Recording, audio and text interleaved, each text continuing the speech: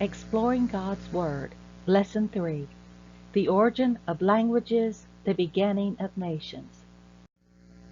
After the flood, God commanded Noah and his sons to replenish the earth. Genesis 9:1, And God blessed Noah and his sons, and said to them, Be fruitful and multiply, and fill the earth. The majority of them started disobeying God again, though. Instead of spreading out over the earth, they located in one place, Shinar, where they decided to build a city. And then they decided to build a tower so high that it would reach to heaven.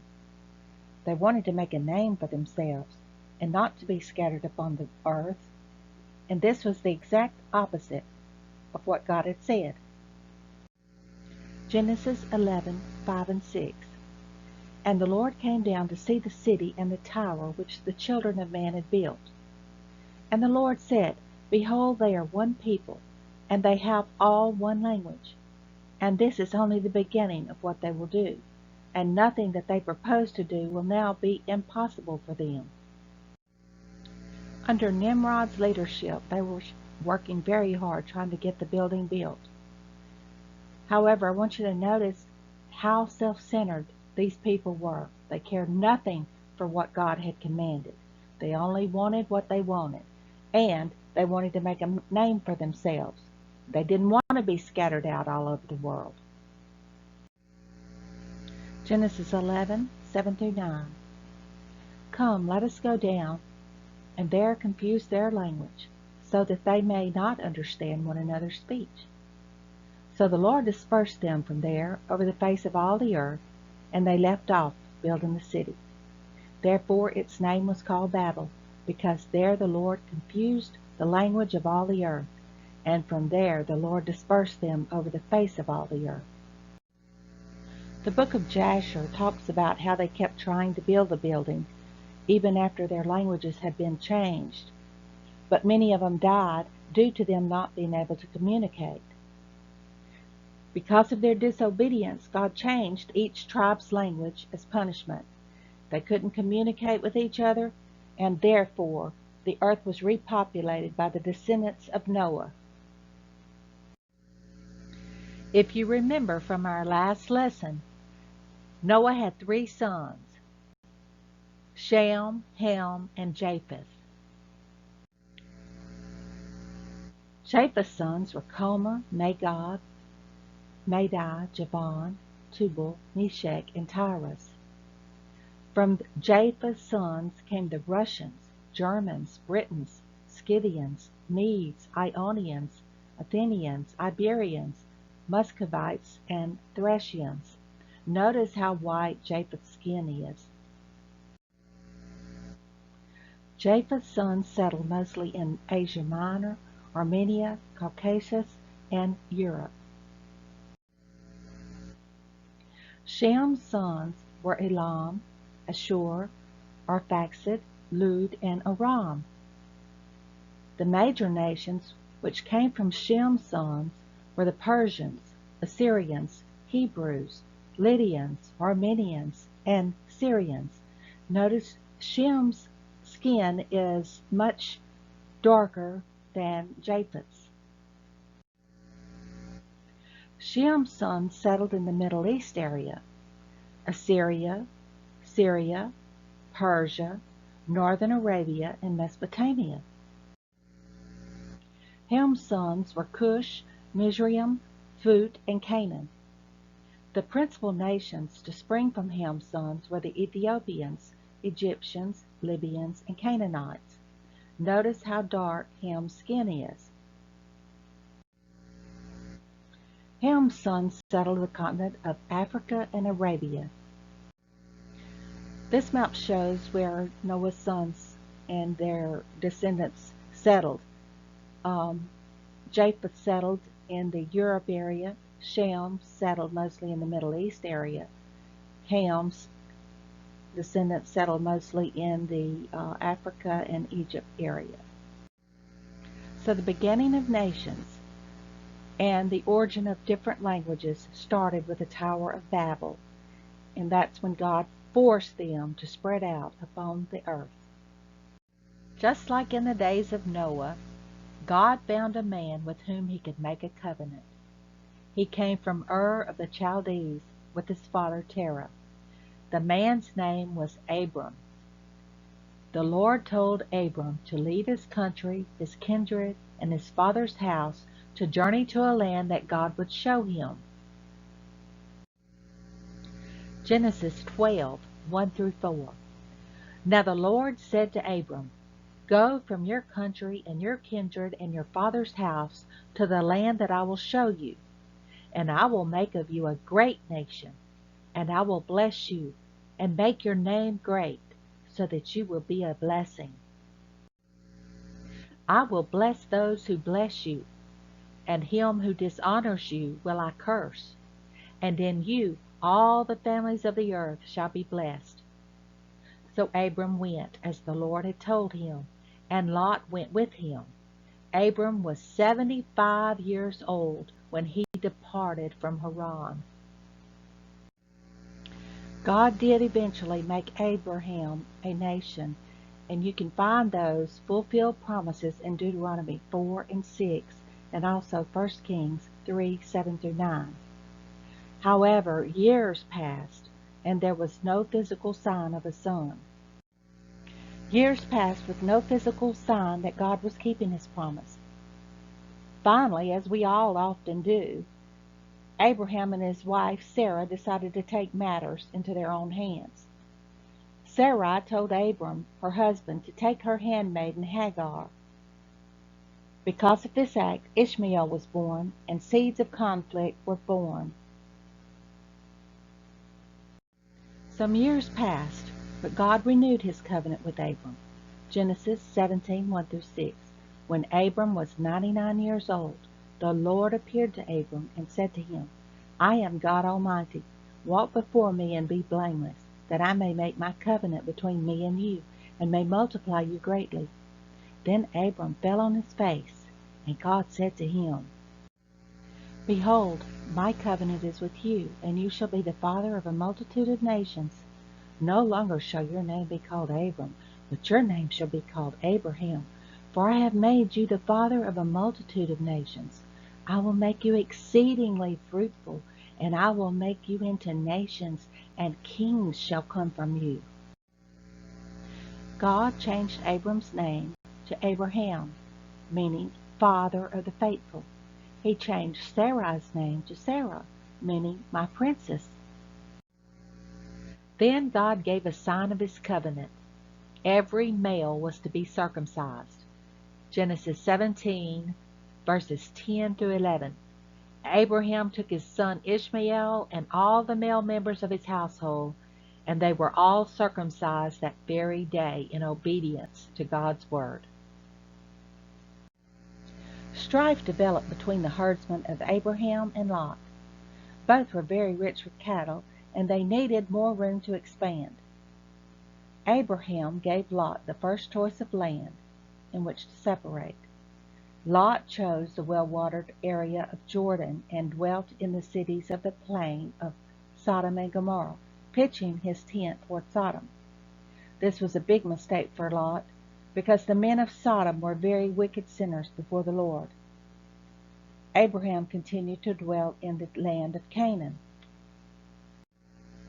The evil in the cities of the plain was much worse than what we can imagine. There was sexual wickedness, there was torture to strangers, there was starvation of the poor, and there was punishment of being thrown into the fire for anyone who tried to help the poor and show them kindness. Jasher chapter 19.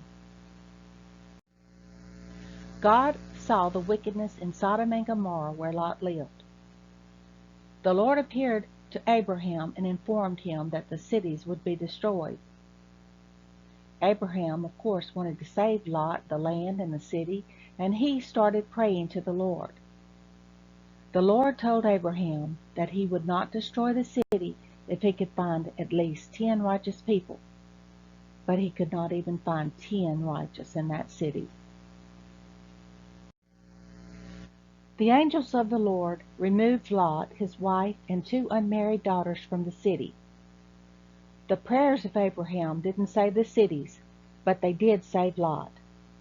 Because Lot had chosen Sodom, he lost at least 2 married daughters and his wife.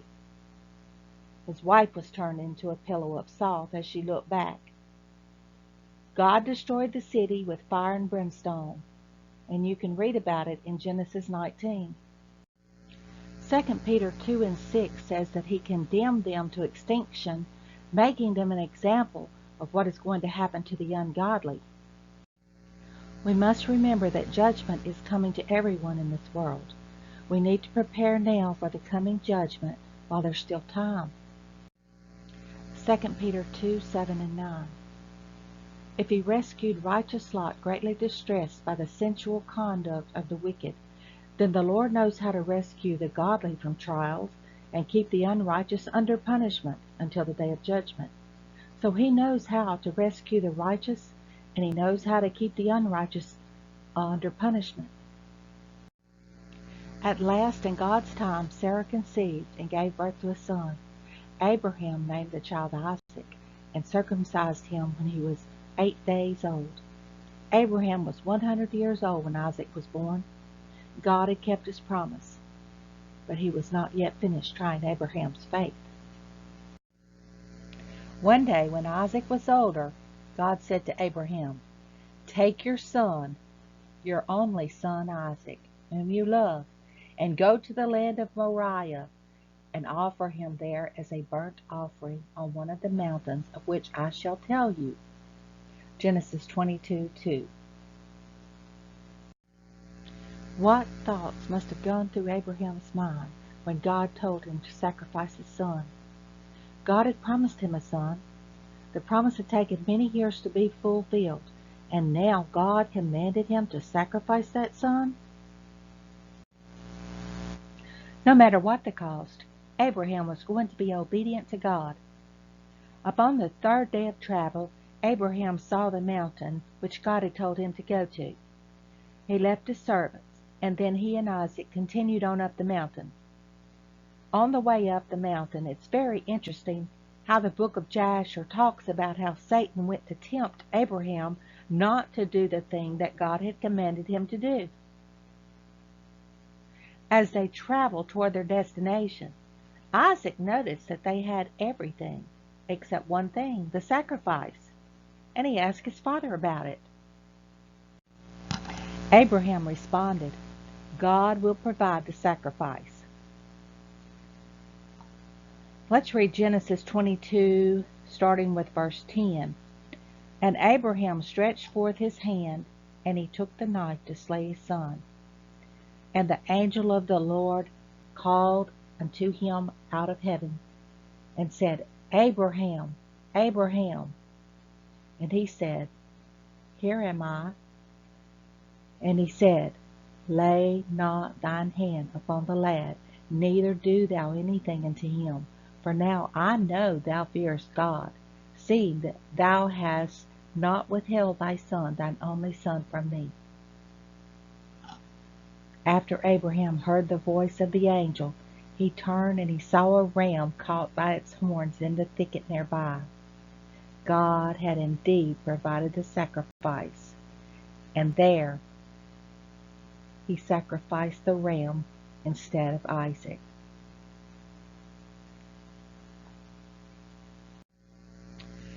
In the New Testament, the scriptures talking about Abraham are used in reference to faith.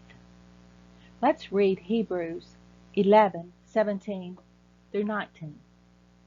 By faith Abraham, when he was tested, offered up Isaac, and he who had received the promises was in the act of offering up his only son, of whom it was said, Through Isaac shall your offspring be named.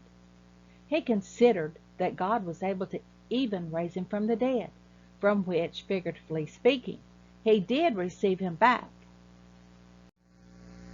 Let's do a summary recap. The chosen nation came through Abraham. First, God called Abraham and made a covenant with him. Years passed, and Abram and Sarai didn't have any children, so they take matters into their own hands, and they have a son called Ishmael through Hagar, the Egyptian handmaid. which later became the Arab nations. Some time passed, and God renewed his covenant with Abraham and gave him the required token or sign of the covenant for every male belonging to him. Now notice this was a requirement. After a little while more, Lot and Abraham had to separate due to their herdsmen fighting, due to the amount of cattle that belonged to each of them.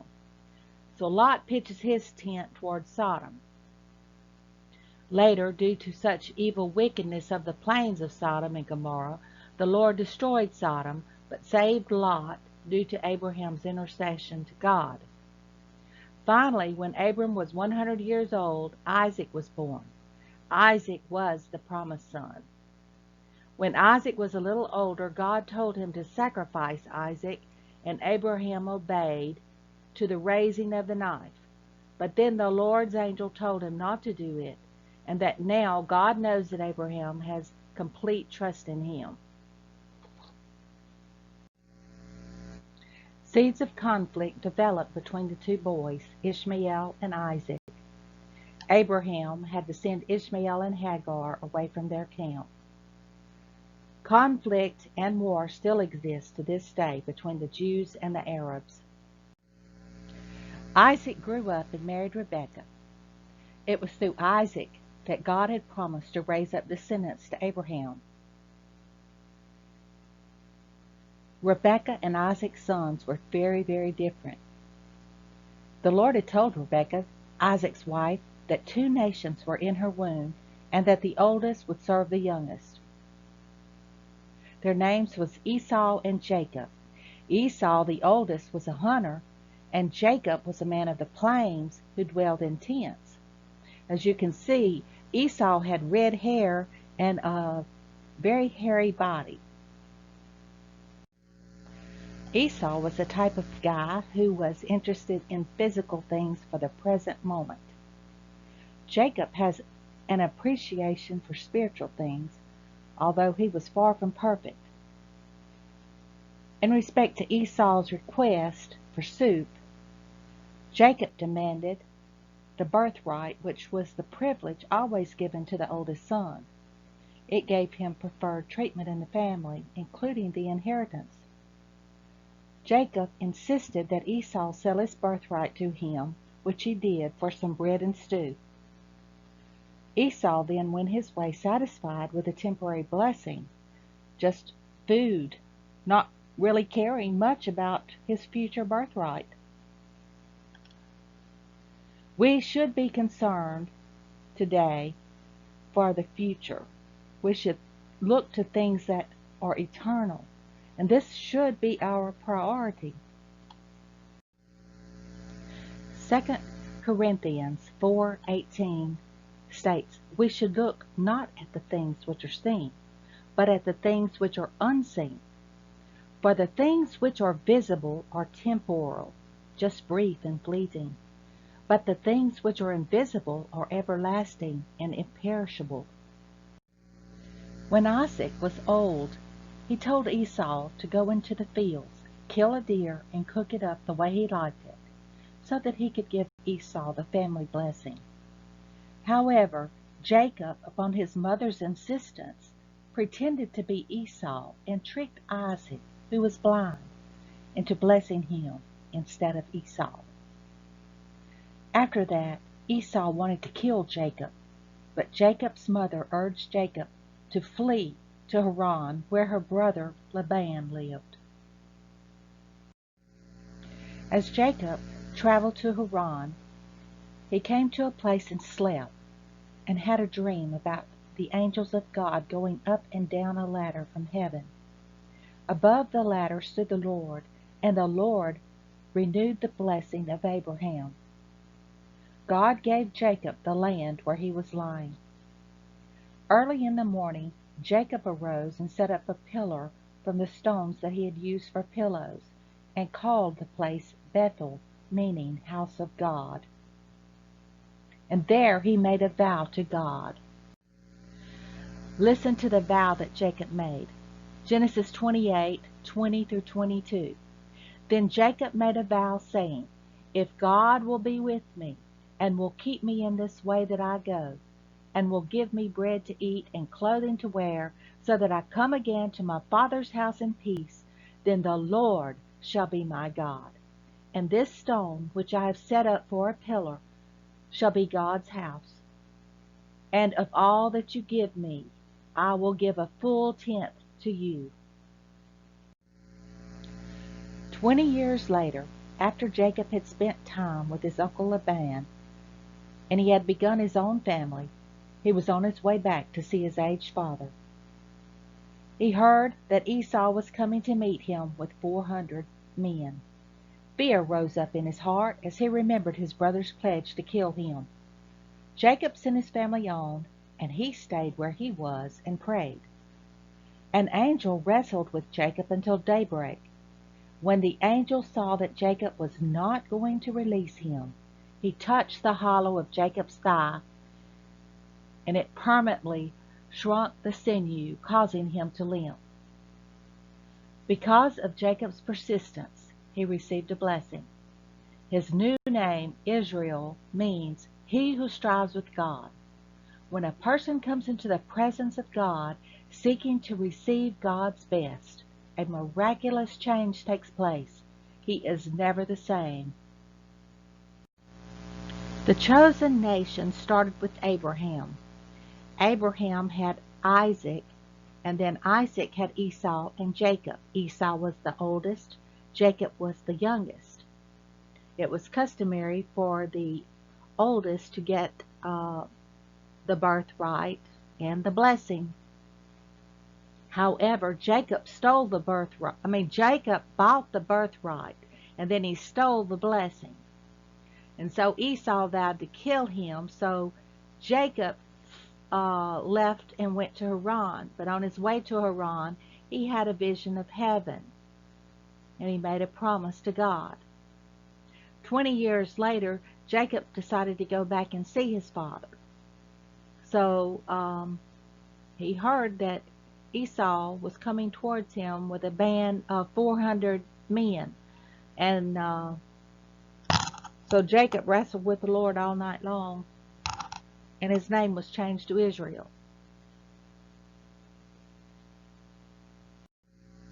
So God reaffirmed his covenant with Jacob, also known now as Israel. And Jacob fathered 12 sons.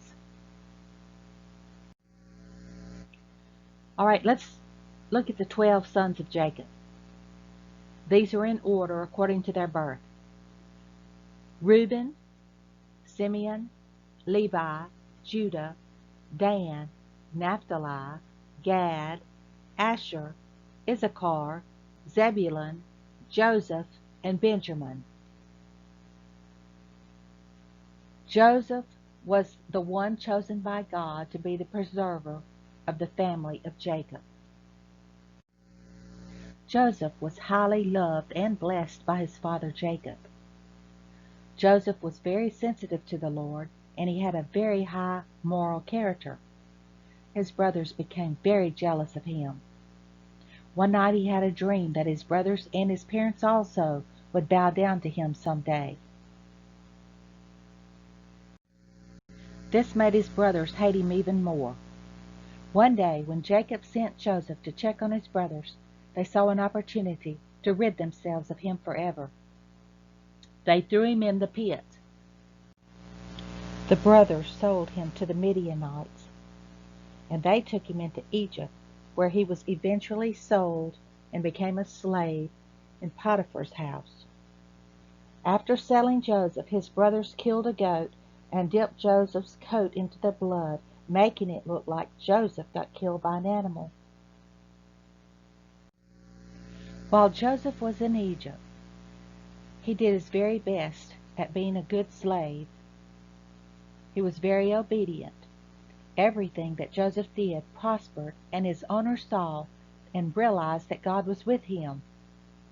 Finally, the slave owner made Joseph the overseer of all that he had. Joseph's temptation and testing was far from over. His trials, in a way, had just begun.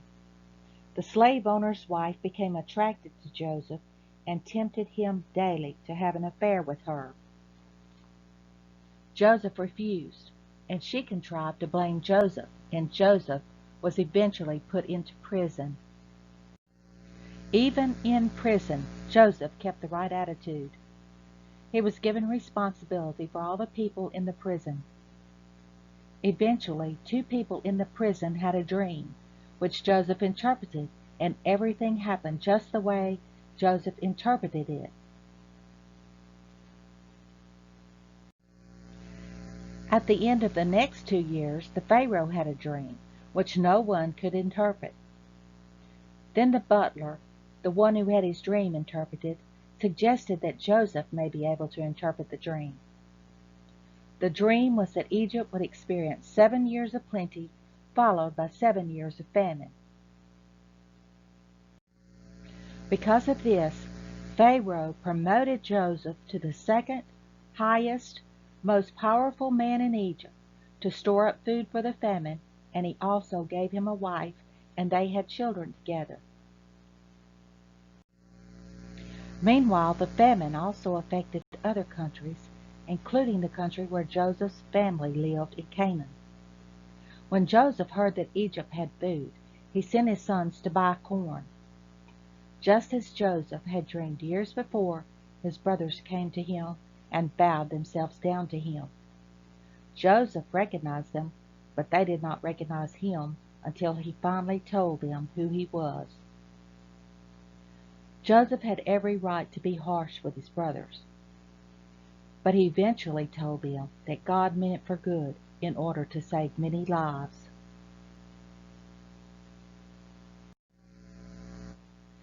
Joseph had learned a very valuable lesson long before the New Testament was written. Let's look at Romans 8:28. And we know that for those who love God, all things work together for good, for those who are called according to his purpose. Joseph supplied his brothers with wagons and equipment, and they returned to Canaan, and they brought their father Jacob back to Egypt, and they settled in the land of Goshen, and they were saved from the famine.